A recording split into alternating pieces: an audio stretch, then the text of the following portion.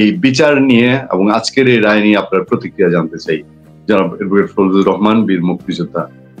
কিন্তু আমার কথা হলো যে যেখানে বিচারটা হল সেটা হলো একটা ট্রাইব্যুনাল। আমি প্রথম থেকে বলতেছি এই ট্রাইব্যুনালটা সৃষ্টি হয়েছিল যুদ্ধ অপরাধীদের বিচার করার জন্য, যারা 1971 সনে আমার 30 লক্ষ লোককে হত্যায় সহযোগিতা করেছিল, আমার মা বোনের ইজ্জত ধ্বংস করেছিল, শিশু হত্যা, নারী হত্যা করেছিল, যারা আমার দেশের সমস্ত বুদ্ধিজীবীকে হত্যা করে সমস্ত মস্তিষ্ক শূন্য করে দিয়েছিল।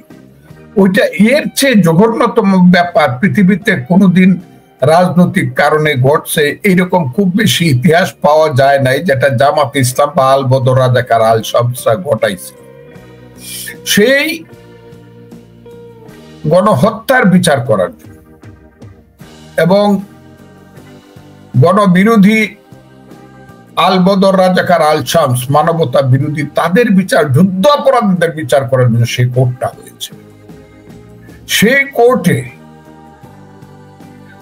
আজকের 5ই আগস্টের আন্দোলনের অপরাধীদের বিচার করা বা অপরাধী বিচারে প্রতিষ্ঠিত হইলে সেই সব অপরাধীরা তো বিচারের আগে অপরাধী নয়, আরেকটা স্পেশাল ট্রাইব্যুনাল হইতে পারত, এই কোর্টটা না। এটা একটা ভুল কোর্টে বিচার হয়েছে। আমি আপনাকে খুব ক্লিয়ারলি বললাম, আমি চ্যালেঞ্জ করলাম, ফাঁসি হয়েছে না যাবজ্জীবন হয়েছে সেই ব্যাপারে বিচার ভুল হয়েছে না শুদ্ধ হয়েছে আমি বলবো না। যে কোর্টের বিচার হয়েছে সেই কোর্টটা প্রতিষ্ঠার লগ্নটা বা প্রতিষ্ঠার যে প্রসিডিউরটা সেটা ভুল হয়েছে বলে আমি মনে করি। কাজে এমন একদিন আসবে, আপনাকে আমি বলি যে হঠাৎ যখন দেখা যাবে যে পরিবেশ গণতান্ত্রিক হয়েছে, যে কোনো লোক একটা রিট করে দিবে, যে কোনো আইনজীবী একটা রিট করবে, যাদের ফাঁসি হয়েছে তাদের পক্ষ হয়ে তাদের কোর্টেও হাজির হইতে হবে। সেই রিটে তারা জানতে চাবে যে 2024 সনে 5ই আগস্টের যারা বিরুদ্ধ শক্তি, যারা পালায় গেছিল, শেখ হাসিনা সহ যারা, তাদের বিচার করার জন্য যে কোর্টটা প্রতিষ্ঠিত হয়েছিল সেই কোর্টটা সঠিক ছিল না বেঠিক ছিল।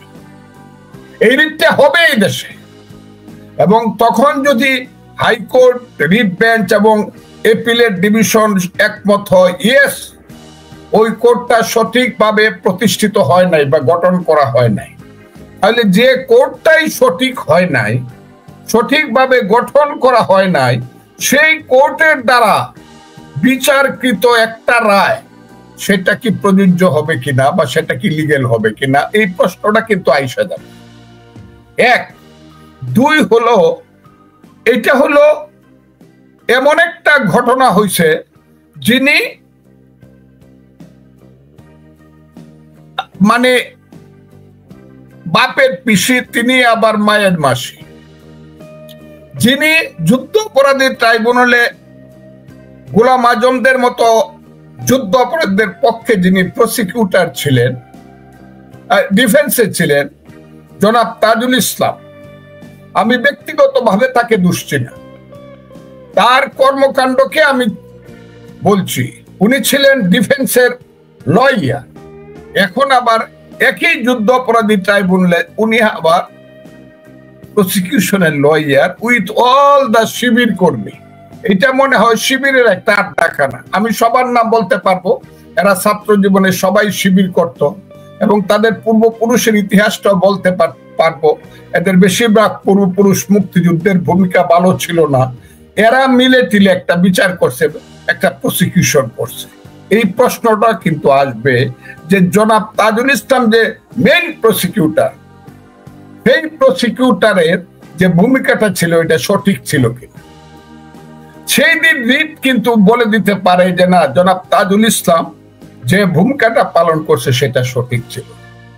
তাইলে বিচারালয়টা সঠিক ছিল না, বিচারালয়ের প্রসিকিউটর সঠিক ছিল না, সেই বিচারের রায় কি হবে সেটা আমি আজকে নাইবা বললাম। কার ফাঁসি হইল, কার যাবজ্জীবন হইল, এই জিনিসটা কিন্তু আসবে যখন এই দেশে প্রকৃত গণতন্ত্র আসবে। কাজেই এইটা নিয়ে আমি আর বেশি বাড়াবাড়ি, এটা নিয়ে কেউ মাথাও গামাবে না, কারণ এটা প্রত্যেকেই বুঝে এটা কোন ধরনের বিচারালয়, কোন ধরনের বিচার, কোন ধরনের প্রসিকিউশন, এটা সবাই বুঝে। এ হলো ব্যাপারটা। কারণ আমরা আগে দেখছি যাদের ফাঁসি হয়েছিল হাসিনার আমলে, হাসিনা চলে যাওয়ার পরে তারা কিভাবে ফুলের মালা গলায় দিয়ে জেলখানা থেকে বাইরে হয়েছে, ফাঁসির রায়কে করে বাতিল করে, সেটা তো আমরা দেখছি। নাকি আপনি দেখেন নাই? জনাব বাবর সাহেবের ফাঁসি ছিল, জনাব সালাম সাহেবের কত লোকের ফাঁসি ছিল, তারা বাইরে এসে পড়ে। আর শেখ হাসিনা তো হাতের কাছে নাই। স্বরাষ্ট্রমন্ত্রী যিনি ছিলেন তার নাম কি না, কি নামটা ওটার, আসাদুজ্জামান কামাল, তা তো হাতের কাছে নাই। আর একজন যে রাজসাক্ষী হয়েছে তারা তো জেল দিছে, এটা চক্ষু লজ্জার খাতিরে 5 বছর খালাস দিলেই পারত। কাজে এইটা কোনো এইগুলা বিচারের নামে প্রহসন বলে আমার মনে। এই বিচার রিট যেদিন হবে সেই দিন আমি বুঝতে পারবো সঠিক ছিল না বেঠিক ছিল। একটা জিনিস খেয়াল করবেন ফজলুর রহমান, দেখেন এই ঘটনা ধরে আওয়ামী লীগকে অনেকে বলেন যে তারা প্রাসঙ্গিক করে দিল কিনা, যে আওয়ামী লীগ 13 তারিখে লকডাউন ডাকলো, সরকার বিশাল রণসাজে নামলো, এবং এখনো তারা নানান কর্মসূচির মধ্যে আছে। বাংলাদেশে ট্রাইব্যুনাল নিষেধ করেছে যে আওয়ামী লীগের কর্মসূচি প্রচার করা যাবে না। তারা গত 2 দিনও ছিল, আগামীকালকেও তারা কর্মসূচির ডাক দিয়েছে। তো এসবের মধ্যে দিয়ে দেশে মানে একেবারে নজিরবিহীন ভাবে গত এক বছরের মধ্যে বোমাবাজি হচ্ছে, ককটেল ফুটছে, আগুন লাগছে, গ্রামীণ ব্যাংক বিশেষ করে আক্রান্ত হচ্ছে। এই পরিস্থিতি সরকার ট্যাকেল দিতে কতটা ব্যর্থ, সে কি পেরেছে যে এত কিছু লাগিয়ে? এবং আমি আরেকটু আপনাকে নজর দিব যে আপনি জানেন যে ধানমন্ডি 32 নাম্বার কত ভাবে আক্রান্ত হলো বঙ্গবন্ধু শেখ মুজিবুর রহমানের বাড়ি। বঙ্গবন্ধু শেখ মুজিবুর রহমানের কি ভূমিকা, বা তার বাড়িটা বারবার আজকেও গিয়ে সেই সময় সেনাবাহিনী পুলিশ ফিরায় নাই, কিন্তু আজকে ফিরাতে গিয়ে এখন পর্যন্ত আমরা যখন এই শো করছি তখন পর্যন্ত এই জুলাই যোদ্ধা নামের কিছু মানুষ, পুলিশ দেখলাম ওয়্যারলেসে বলছে যে স্যার এরা তো স্টুডেন্ট না, এরা শিবির। এই যে আক্রোশ, এই আক্রোশের শেষ কোথায়? কেন এই পুরো একটা বাড়ির প্রতি এত আক্রোশ? এই কারণে আক্রোশ, কারণ এই লোকটা এত খারাপ ছিল। আমি সবসময় বলি যে শেখ মুজিবুর রহমান এই যে বাংলার সবচেয়ে খারাপ মানুষ। তা নইলে কেন ৬৬ সনে সে ৬ দফা দিয়ে বলল যে আমার দেশের সম্পদ পশ্চিম পাকিস্তানে চলে যায়, আমার দেশের পাটের টাকায় রাওয়ালপিন্ডি ইসলামাবাদ গড়ে উঠে আর আমরা না খাইয়া মরি, আমার দেশের পদ্মা মেঘনা যমুনা শুকিয়ে যায় আর ওখানে ইন্ডিয়ার সাথে চুক্তি করে সিন্ধুর পানি প্রবাহ তারা গতি রাখে। এই লোকটা কেন বলল যে ৬ দফা দিলাম, আমার সম্পদ আমার, তোমার সম্পদ তোমার? তারপরে যখন তারা মানলো না, তাকে জেলখানায় নিয়ে গেল, তখন মানুষের মুখে ভাষা আসলো, তুমি কে আমি কে, বাঙালি বাঙালি। তারপরে 69, 70, 71 তোমার আমার ঠিকানা, পদ্মা মেঘনা যমুনা, এই যে সময়টা টোটাল ৬৬ থেকে ৭১, তারও আগের কথাটা আমি নাইবে বললাম, টোটাল সময়টার নেতাই শেখ মুজিবুর রহমান। উনি এইসব স্লোগান মানুষের বাঙালি জাতির মুখে দিছে। পাকিস্তানিদেরকে পরাজিত করার জন্য যেভাবে তৈরি করা দরকার সেইভাবে শক্তি উনি তৈরি করছেন। আর ওই যে যারা এখন তার বাড়ি ভাঙতে যায়, ওই শিবিরের কথা বললেন না, শিবির টিবির এরা হলো এই দেশের, আমি বলবো পরাজিত শক্তির সন্তান। তাদের পূর্বপুরুষেরা এমন ভাবে শেখ মুজিবের মতো একটা খারাপ মানুষ তার ডাকে পরাজিত হয়েছে, মুক্তিযোদ্ধাদের কাছে পরাজিত হয়েছে, উসমানী জিয়াউর রহমানদের কাছে, খালেদ মোশাররফদের কাছে, লাখ লাখ মুক্তিযোদ্ধার কাছে। এই সব নরপশু নরাধমদের পূর্বপুরুষরা এমন ভাবে পরাজিত হয়েছে, শুধু 1971 এই সনটা ক্যালেন্ডারে থাকলে পরেই এরা চিরদিন, এদের পূর্বপুরুষ হবে মীর জাফর আর এরা হবে মীর জাফরের সন্তান। একটা উদাহরণ আমি আপনি দিই। আমি মুর্শিদাবাদ গেছিলাম, মুর্শিদাবাদ যাওয়ার পরে মীর জাফরের বিল্ডিং দেখলাম।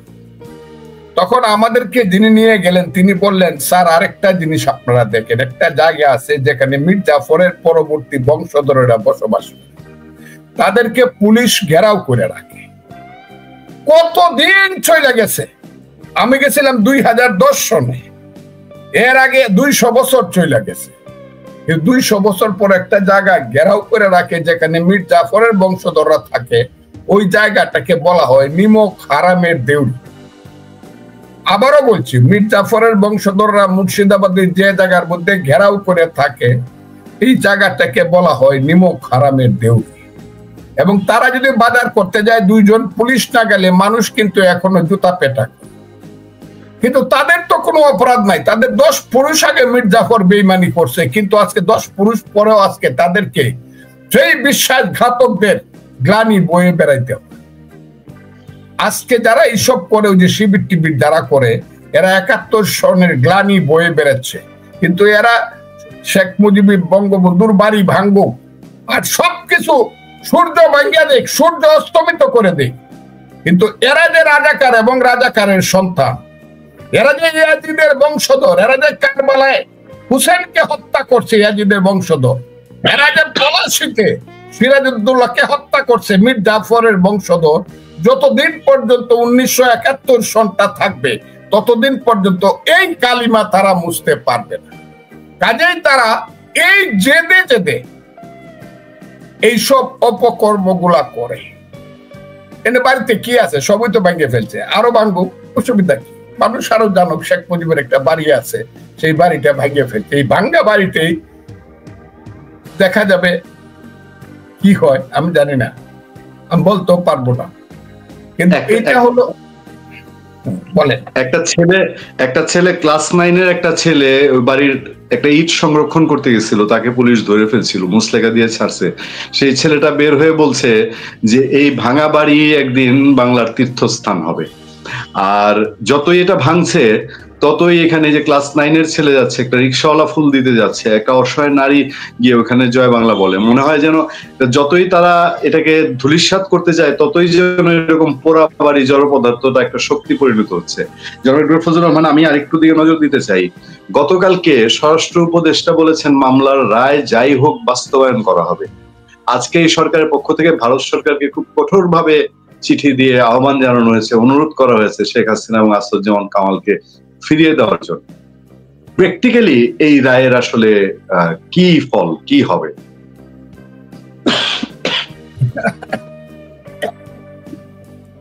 আমি রাজনীতি করি, আমার একটা রাজনৈতিক দল আছে, সেই দলের একটা চিন্তা আছে, তার অভিমত আছে, তার ভার্সন আছে এই ব্যাপারে। আমি আপাতত এই ব্যাপারে কিছু বলবো, তবে একটা কথা আমি বলে যাই যে একটা গল্প আমি আপনাকে বলি। আপনার বাড়ি মোহনগঞ্জ, আমার বাড়ি না। আমাদের দেশে যারা হাত দেখে তাদেরকে বলা হয় গণক।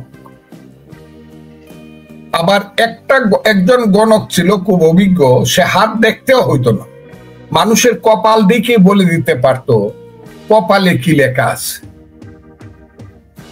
এই গণক একদিন রাস্তা দিয়ে যাইতেছে, গ্রামের রাস্তা দিয়ে দেখে একটা মাথার খুলি পড়ে আছে। অনেকদিন আগে মানুষটা মরে গেছে, মাংস হাড্ডি পচে গেছে, শুধু মাথার খুলিটা রয়ে গেছে। সেই খুলির মধ্যে লেখা আছে অনেক কিছু হয়ে গেছে, আরো কিছু বাকি আছে। এই গণক মনে করলো যে ব্যাপারটা কি, একটা মানুষ মরে গেল, তার সমস্ত অস্তিত্ব শেষ হয়ে গেল, তারপরেও কপালের হাড়ের উপরে লেখা আছে অনেক কিছু হয়ে গেছে, আরো কিছু বাকি আছে, ব্যাপারটা কি? সেই কপালের হাড়টাকে নিয়ে আসলো এবং পরিষ্কার করিয়া তার বাড়ির যে গ্লাসের আলনা আছে সেই গ্লাসের ভিতরে আলনার মধ্যে রেখে দিল। সকালে উঠে দেখে যে লেখার কোনো পরিবর্তন হয়েছে কিনা। না, লেখার কোনো পরিবর্তন নেই, লেখা আছে অনেক কিছু হয়ে গেছে, আরো কিছু বাকি আছে। রাত্রে ঘুমানোর সময় দেখে লেখার কোনো পরিবর্তন আছে কিনা, কিন্তু দেখে না, একই লেখা আছে অনেক কিছু হয়ে গেছে, আরো কিছু বাকি। আর গণকের যে স্ত্রী বউ, সে মনে করে লোকটা কি পাগল হয়ে গেল নাকি, মরা মানুষের মাথা সে কি দেখে, বিড়বিড় করে আবার কথাও। গণক একদিন বাজারে গেছে, মোহনগঞ্জের বাজারে। গণকের বউ একটু অবসর পাইয়া পাশের বাড়িতে গেছে পরে পাশের বাড়ির ভাবি জিজ্ঞাসা করছে, ভাই কেমন আছে? ভাবি বলছে আর বোন কই না, তোমার ভাই তো পাগল হয়ে গেছে। কেন পাগল হয়ে গেছে গা? বলছে কি একটা মাথার একটা খুলি, এইটারে সারাদিন দেখে খালি সে বিড়বিড় করে। আমি জিজ্ঞাসা করলে কোনো কথা, ব্যাপারটাই তো আমি বুঝতে পারতেছি। ওই ভদ্র মহিলার স্বামী স্ত্রীর মধ্যে ঝগড়া লাগানোর জন্য একটু টিপ্পনি খাইতে বললো যে আপনি জানেন না কিন্তু আমি জানি। বললো কি জানেন, একটু দয়া করে বলেন। বললো আমি জানি এই যে গলার যে এই যে মাথার যে হাড়টা, এটা হলো একটা মেয়ে মানুষের হাড়। আপনার স্বামী যখন কলেজে পড়তো, এই মেয়ে কলেজে পড়তো, তাদের দুইজনের মধ্যে প্রেমের সম্পর্ক ছিল, কিন্তু তাদের মধ্যে বিয়ে না হইয়া বিয়ে হয়েছে তার আপনার সঙ্গে। সেই কারণে সে আত্মহত্যা করছে, কিন্তু আপনার স্বামী তাকে ভুলতে পারে। সেই কারণে তার মাথার খুলিটাই নেয়া গ্লাসের মধ্যে রেখে প্রত্যেকদিন দেখে তার মনের জ্বালা মিটায়। এই কথা শোনার সঙ্গে সঙ্গেই গণকের স্ত্রী কইতেছে, গোলামের পুত, হ্যাঁ জিতা বেডির সাথে প্রেম করছিলি, এখন মরা বেডিরও বলতে পারছস না, তাহলে আমারই বিয়ে করতা, তোর দেখাইতেছি। ওই গিয়া গ্লাসের ভিতর থেকে মাথার খুলিটা বাইর করিয়া ওই যে সিয়ার মধ্যে ফাড়াইয়া এটাতে পাউডার বানায় ফেলছে। পাউডার বানায় ড্রেনের মধ্যে ফালাই দিছে বাড়ির পিছনে। গণক তো বাড়িতে এসে খুঁজে আর পায় না, তখন বউ পিছন দেয়া করছে, গোলামের ফুট তুমি আর এইগুলা পাইবা না। ও কি হইছে? তোর বেডিরে আমি পাউডার করে ফালাই দিছি ড্রেনের মধ্যে, এটা আর দেখতে পারবে না। তখন গণক হাঁটতে হাঁটতে ড্রেনের কাছে, নর্দমার কাছে গিয়া দেখে এটা করে পাউডার করে ফালাই দিছে। তখন সে বলতেছে, ওই যা অনেক কিছু হয়ে গেছে, আরো কিছু বাকি আছে, এটা পাউডার হওয়ার বাকি আছে। বাংলাদেশে কিন্তু অনেক কিছু হয়ে গেছে, আরো কিছু বাকি আছে। আমি কয়ে দিলাম, আমি জানি না আমার দল কি করবে। আমার দলের মানুষের চিন্তা অনেক দূরে, অনেক জ্ঞানী মানুষ আমার নেত্রী আছে, নেতা আছে, কিন্তু বাংলাদেশে কিন্তু অনেক কিছু হয়ে গেছে, আরো কিছু বাকি আছে। এইটা কিন্তু দেখার বাকি রয়ে গেছে। কারণ যে প্লেয়াররা এখানে আসছে, ইউনূস সাহেবের মতো প্লেয়াররা কিন্তু এইখানে খেলতে আসছে, তারা এই দেশটাকে নিয়ে চক্রান্ত করতে আসছে, তারা এই দেশটাকে নিয়ে তাদের ভাগ্য করতে আসছে, এবং এই দেশটাকে তারা আন্তর্জাতিক শক্তির গুটি হিসাবে তারা ব্যবহার করবে। এবং ওই যে আন্তর্জাতিক শক্তি, সেই শক্তির কাছে যতক্ষণ পর্যন্ত আমার দেশটা বন্ধক না পড়বে, ততক্ষণ পর্যন্ত আমার ধারণা মানুষ যদি সচেতন না হয়, বিশেষ করে বিএনপি যদি সচেতন বিশেষভাবে না হয়, আমার দেশটা বন্ধক করে দেওয়ার সম্ভাবনা আছে।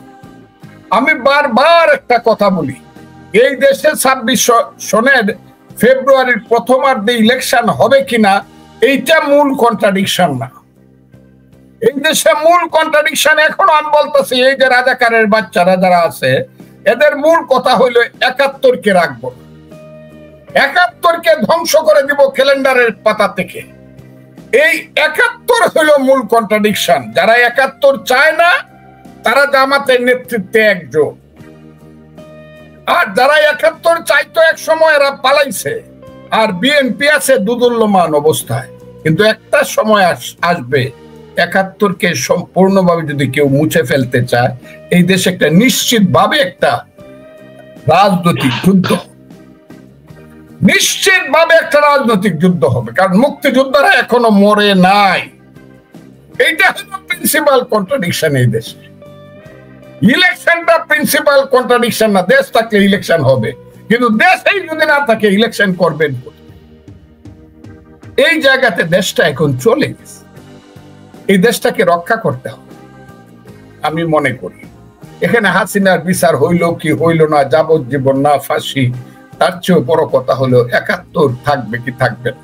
আর ৭১-এর কথা মনে হইলেই যারা পরাজিত শক্তি, তাদের কাছে সবসময় মনে হয় ওই যে একটা মানুষ, ওই যে একটা মানুষ, ওই তো সব আকাম কুকাম করছিল, আমরা পৃথিবীর সবচেয়ে ঘৃণিত লোক বানাইছে। কাজে ওকে নিশ্চিহ্ন করে ফেলো, আর ওকে নিশ্চিহ্ন যত করতে চাবে ও তত বাইশেও।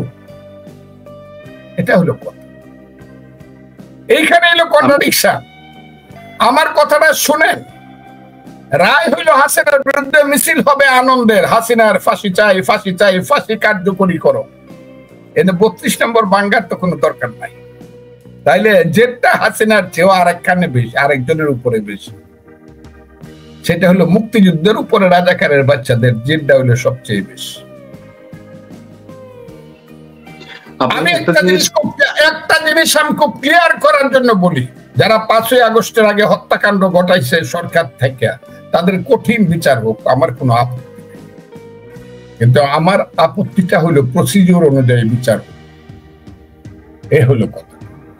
পুলিশ হত্যা, আমার দাবি। হ্যাঁ, পুলিশ হত্যা, এটা বলবো, এটা বলতে গিয়ে তো আমার উপরে যে আঘাত আসতেছে সেটা বলার, আমি প্রথম বলছি, পুলিশের কি মা নাই? পুলিশের কি বাপ নাই? পুলিশের সন্তান নাই? পুলিশের বিধবা স্ত্রীর সাদা কাপড়ের কোন ধরনের দাম নাই? সাদা সে পুলিশের মায়ের কান্নার উত্তর কে দিবে? পুলিশের হত্যার বিচার হবে না? পুলিশ কি পশু? এই কথাটা আমি কতদিন বলছি, এখনো বলছি। এই যে সবকিছু ছাপায় যাইতেছে একটা মাত্র কারণে, যে মিটিকুলাস ডিজাইনের মাধ্যমে ইউনূস সাহেবেরা যে কাজটা করছে, আমি সব সময় বলি 5ই আগস্টের দুইটা রূপ। একটা আন্দোলন হলো গণতান্ত্রিক আন্দোলন, আর একটা হলো গণতান্ত্রিক আন্দোলনের অন্ধকারের পিছনে থাইকা যারা মনে করছে যে গণতান্ত্রিক আন্দোলন সফল হইলে পরে 71-এর প্রতিশোধ নিব, সেটা হলো তাদের আন্দোলন, এবং তাদের নেতা হলো জামাতে ইসলাম সহ আজকে তার সাথে শক্তি। যে কারণে কোনো কিছুরই সমাধান হচ্ছে না, ইলেকশন হবে না বইলে তারা চিৎকার করতেছে, তারা ওই পিআর, জিআর, সিআর চাচ্ছে, কত কিছু কথা বলতেছে ইলেকশনে না যাওয়ার জন্য। এবং তাদের মূল নেতা হইল জনাব ইউনূস সাহেব। Mr. Yunus Sahib is the only the responsible person for this awkward situation in Bangladesh. এই সিচুয়েশনটা সৃষ্টি করার জন্য ইউনূস সাহেব হলেন হাকিম হইয়া হুকুম করো, পুলিশ হইয়া ধরো, সর্প হইয়া দংশন করো, উজা হইয়া যাও। একটা ইলেকশন হোক। তারা তো বলে তাদের নাকি 70% 80% মানুষের, যে গোলাম পড়ুয়ার বললো 70 না 80% মানুষ নাকি তাদেরকে সমর্থন করে। বাপের বেটা হইলে ইলেকশনটা করেন, বাপের বেটা হইলে ইলেকশনটা। কিন্তু ইলেকশনে আসবেন, কারণ ইলেকশন হইলে পরেই তাদের, আমার ধারণা হলো তাদের 90% ক্যান্ডিডেটের জামানত বাজেয়াপ্ত হবে, 5-7-10টা সিট সবাই মিল্লা পাবে।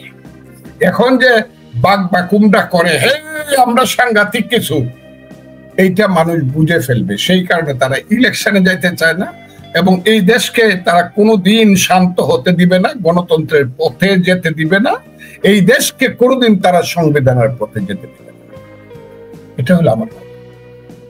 আপনি একটা জিনিস জানেন যে এটা নতুন করে বলার কিছু নেই, গত 1 সপ্তাহ ধরে দেশের যে পরিস্থিতি, বিশেষ করে 13 তারিখের আর 2 দিন আগে থেকে এই ফাঁসির রায় কেন্দ্র করে চারদিকে কি একটা অবস্থা, এবং গ্রামীণ ব্যাংক আক্রান্ত সবচেয়ে বড় জিনিস যেটা। তো এর বাইরে আরো দেশের ভেতরে অবস্থা, দেশের বাইরে সব পত্রপত্রিকায় খবর এসছে যে ইন্ডিয়া হঠাৎ করে 3টা গ্যারিসন করছে আমাদের বর্ডারে, লালমনিরহাট বর্ডারে 3টা গ্যারিসন করছে, সেখানে তারা সেনা স্টেশন করছে।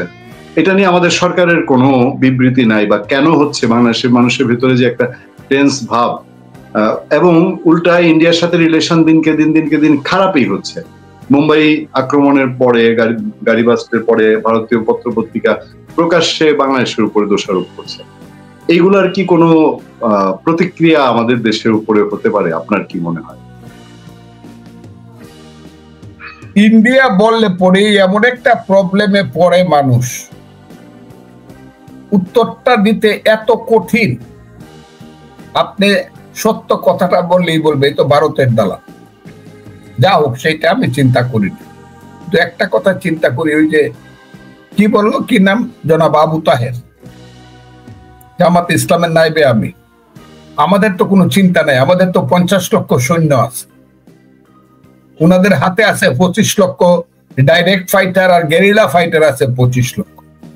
ওনারা দিল্লি পর্যন্ত দখল করতে পারে, আর ওই 7টা দেশ দখল করলে তো আমাদের 7 দিনের ব্যাপার। ওই যে 7 সিস্টার, আমরা তো চিন্তা করবো কেন? ওই যে ইসলামের যে এত বড় বড় বীরেরা আছে, আমরা এত চিন্তা করার কি আছে? কিন্তু এইসব রাজাকারের বাচ্চারা বুঝে না যে 71 সনে কিন্তু হাজারে হাজারে মিছিল বাইর করতো, বাইতুল মুকাররম থেকে গোলাম আজমের নেতৃত্বে মিছিল বাইর করে কিন্তু সদরঘাট পর্যন্ত প্রত্যেক শুক্রবারে হাজার হাজার মানুষ যাইত। কিন্তু 16ই ডিসেম্বরে কিন্তু দেখা গেছে নেরি কুত্তার চেয়েও এদের অবস্থা খারাপ। কোথায় পালাইছে, কিভাবে পালাইছে, তারা এটার কোন ঠিকানা নেই। যারা আজকে পৃথিবীর বাস্তবতা বুঝে না, পৃথিবীর বাস্তবতা যারা বুঝে না, তাদের সেই মূর্খদের সাথে আমি কি কথা বলবো? তাদেরকে আমি কি বুঝাবো?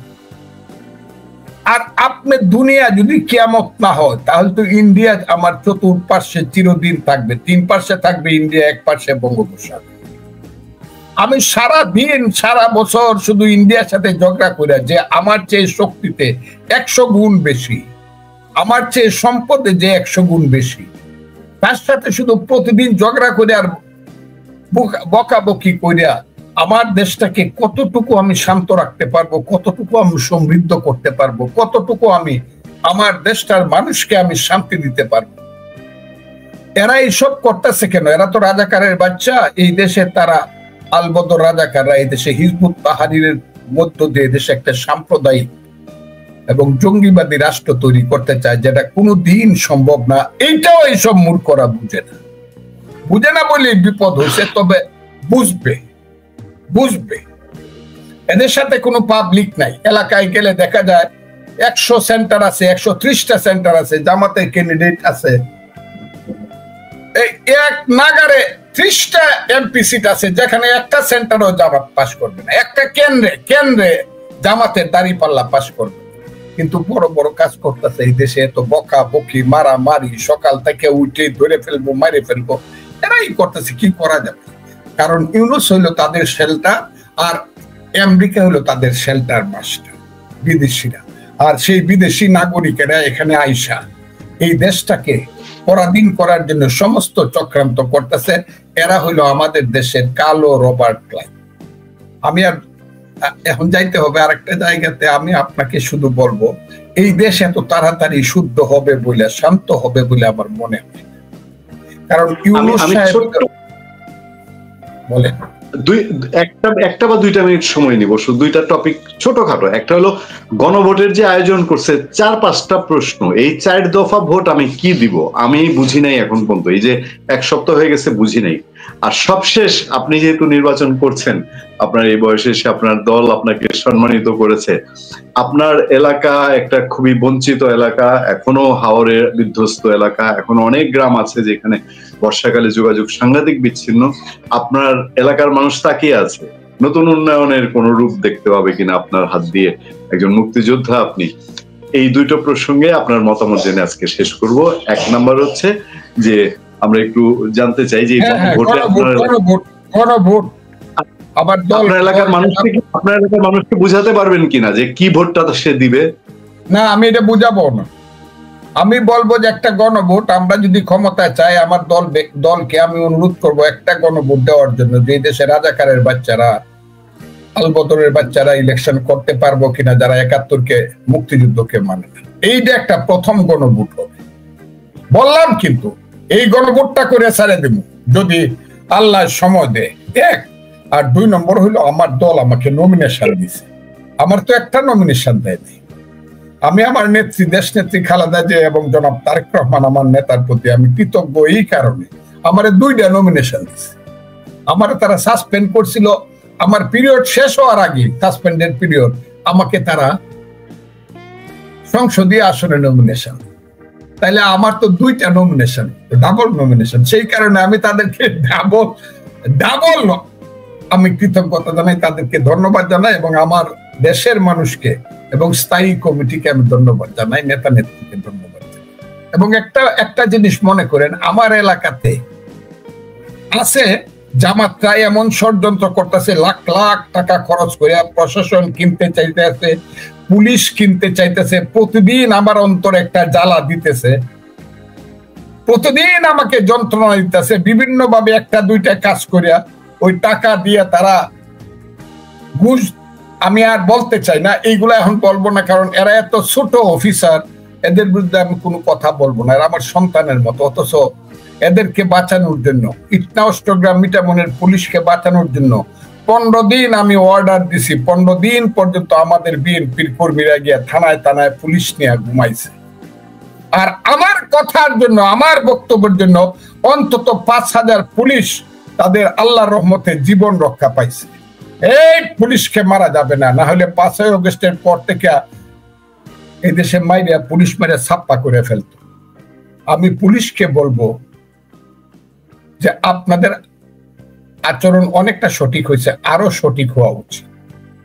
আর আপনাদের পক্ষ থেকে পুলিশকে আমি বলবো, আমি যাতে জীবনে কষ্ট না পাই, অন্যায় কষ্ট, ন্যায় কষ্ট না, তাহলে কিন্তু অভিশাপ লাগবে।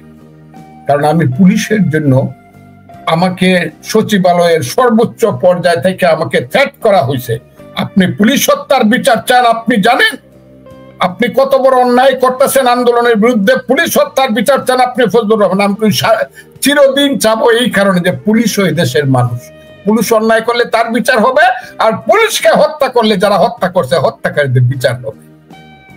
আমার এলাকাতে কিছু কিছু ত্রুটি করার চেষ্টা করতেছে, কিন্তু পারবে না। ওখানে সিনিয়র অফিসিয়ালরা ভালো আছে, সিনিয়র অফিসিয়ালরা ভালো আছে, কিন্তু অফুরন্ত টাকা আছে রাজাকারের ছেলেদের কাছে, অফুরন্ত টাকা আছে। তারা এই টাকা দিয়া অনেক কিছু করতে চায়, অনেক বিভ্রান্তি, ইউটিউব আছে, এই আছে, সে আছে। কথাটা কি বুঝছে না? আমার এলাকাতে আমাকে নমিনেশন দেওয়ার পরে হাজারে হাজারে মানুষ মিছিলে নামছে, বিরুদ্ধে একটা কুশব্দ হয়েছে, কিন্তু দুই একটা বেজন্মা দেখা যায় ওই বাইরে আইসা, ঢাকা শহরে আইসা সাংবাদিক সম্মেলন, বাড়িতে যায়, বাড়িতে যায়। আমি তো কইছি, যা হোক ওইটা আর কইলাম, বাড়িতে যায় না, ঢাকা শহরে এসে সাংবাদিক সম্মেলন করে আমাকে মিথ্যা ভাবে অপমান করার জন্য। যা বাড়িতে যাই, একটা মিছিল দেখা তো 100 মানুষের, 100 মানুষের একটা মিছিল দেখ। আমার সাথে কোনো কন্টেস্ট আল্লাহর রহমতে হবে না, আমি আগেই ডিক্লারেশন করলাম। 130টা সেন্টার আছে, 130টা সেন্টারের মধ্যে 1% সেন্টারে বা 2% সেন্টার যদি বিরোধীরা কেউ পাস করতে পারে, মানে 2-3টা সেন্টার, আমি বলবো এরাই পাস করছে। আমি কথাটা আপনাকে বলে দিই, মানুষের অবস্থাটা এরকম। অনেক কোনো ইলেকশন নেই, ফজলুর রহমান গানের শেষ, খালেদা জিয়া, তারেক রহমান শেষ, বিএনপি, মানে কোনো ইলেকশন নাই, জোর করে না, এটা হলো মানুষের অন্তরের ভালোবাসা। অনেক অনেক অনেক ধন্যবাদ।